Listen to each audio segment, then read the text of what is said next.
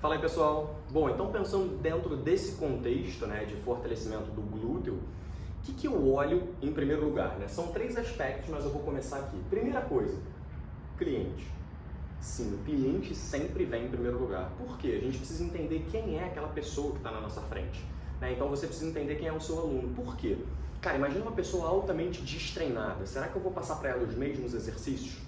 Provavelmente não. Imagina uma pessoa com sobrepeso. Será que descarga do peso corporal, né, para essa pessoa é uma boa opção? Depende. Então, olhar sempre em primeiro lugar para o cliente, nível de condicionamento, peso, o que ele é capaz de fazer, enneagrama motor e por aí vai. Então, eu sempre levo em consideração o contexto do aluno em primeiro lugar. E aí sim, a gente vai para os 2 aspectos que interessam para a gente, que são força e função. Por que força e função? Porque para alguns alunos, né, o nível de fraqueza dele, o contexto dele é tão grande que a gente precisa inicialmente, né, aumentar o enneagrama motor ou simplesmente mostrar para ele o recrutamento daquele músculo. E para isso eu uso exercícios onde a prioridade é a força. Por exemplo, o clamshell, que é esse exercício que a gente fica de lado, né, simplesmente fazendo basicamente uma rotação e não exatamente uma abdução, mas ele é um exercício que tem mostrado muito benefício nesse sentido.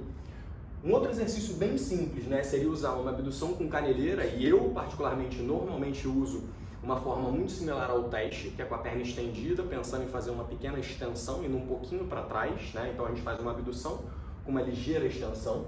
A maior parte das pessoas que tem dificuldade em realizar esse movimento, né, ou que no teste não vão bem, tem muita dificuldade na hora de fazer ele. Então fica atento a isso, porque isso é muito comum.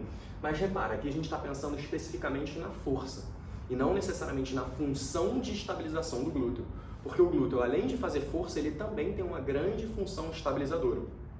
Então a gente vai pensar em exercícios agora que estão dentro da função do músculo. O que seria ele? Por exemplo, você fazer, né, uma caminhada lateral com um mini bend no joelho, ou seja, você tem que realizar um movimento, ele já aumenta o nível de complexidade, você tem que realizar um movimento mantendo a ativação do glúteo.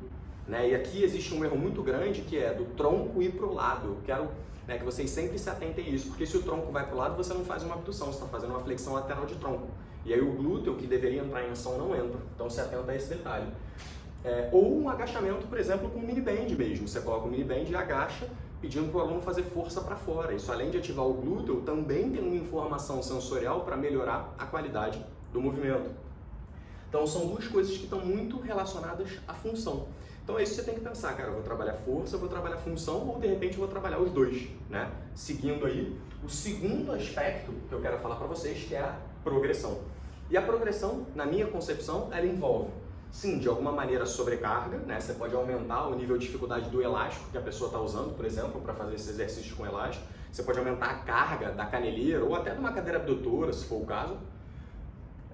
Mas você também pode aumentar o nível de complexidade da tarefa. Isso é muito comum. Você pode começar com exercícios mais simples e ir aumentando o nível de complexidade da tarefa. Quer ver? Vou dar um exemplo.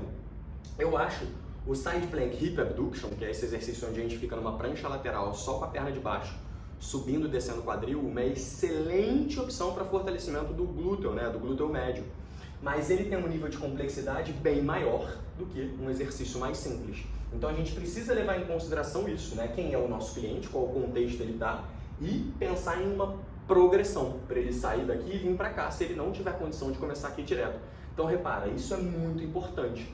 Depois, né, do Side Plank Hip Abduction, você tem, por exemplo, um nível de complexidade ainda maior, que é quando você usa um mini bend para realizar esse mesmo exercício. Então você faz ele com um mini bend, aumentando ainda mais o nível de dificuldade e complexidade da tarefa.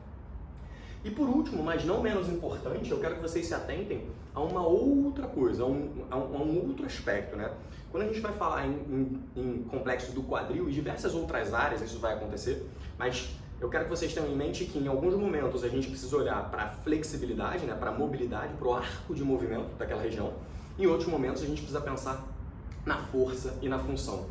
Como é que a gente faz para juntar essas 2 informações? Porque a gente sabe, e em algum dos módulos aqui a gente vai falar sobre disfunções, e uma das disfunções é a síndrome cruzada inferior, onde a gente encontra, né, os flexores de quadril, por exemplo, muito rígidos e os glúteos, né, que a gente chama de weak, né, que seria weak and tight, essa é a nomenclatura que o Magui usa. Então os flexores de quadril rígidos e o glúteo um pouquinho fraco. Como é que você faz para lidar com uma situação dessa? Onde inclusive você detectou isso no teste. Aí a gente vai usar o conceito da NASM, né? E aqui eu vou simplificar o conceito da NASM, que basicamente é você primeiro, né? A primeira coisa no teu treino, se você tiver que fazer, se você detectou que tem que fazer, a primeira coisa que você vai fazer é liberar o músculo que precisa liberar. Em seguida, você vai fazer alguma forma de mobilização, se for necessário, né? Obviamente, a gente só vai fazer o que é necessário, mas de preferência vai ser nessa ordem. Rafa, posso cortar uma delas? Posso não fazer liberação e fazer mobilização? Posso. Posso fazer liberação e não fazer mobilização e direto para a terceira etapa, que seria ativação? Posso. O que seria ativação? É basicamente isso que a gente está pensando aqui. É você preparar o músculo, dar aquela informação sensorial para que ele entre em ação na hora certa, né? Então a gente tem, em primeiro lugar, liberação, depois mobilização, que aí são as técnicas para aumentar arco de movimento, né? Alongamento, mobilização em si, que nem eu ensinei para vocês, distraction e por aí vai. Depois a gente vem para a parte de ativação, que é isso que eu estou ensinando para vocês. E por último, a gente começa a pensar no que eles chamam de integração. O que seria integração? É você fazer com que aquele movimento, né, ou aquela função entre em ação em diversas outras situações. Vou dar um exemplo claro para vocês. O single leg deadlift. O single leg deadlift, né, ou seja, o terra com uma perna só, ele é um dos exercícios que mais exige o glúteo, e ele exige o glúteo porque o glúteo tem que fazer a extensão do quadril, tem que não deixar o seu quadril vir para o lado, né, que isso é muito importante, é uma função do glúteo médio, e também tem que estabilizar o movimento. Então, cara, no single leg deadlift a gente usa todas as funções do glúteo. Por isso que ele tem um nível de atividade muito grande do glúteo e por isso que ele é considerado um exercício onde a gente pensa em integração. Então, basicamente, quando eu vou pensar no fortalecimento de glúteo dos meus alunos, eu penso nesse contexto. E aqui, a gente inicialmente pensou especialmente no contexto do glúteo médio, mas você pode fazer o mesmo tipo de pensamento para extensão, porque a gente testa as duas maneiras, a gente testa a abdução e a extensão. Então, pensando na extensão, você pode fazer um glute bridge, que é um exercício bem simples.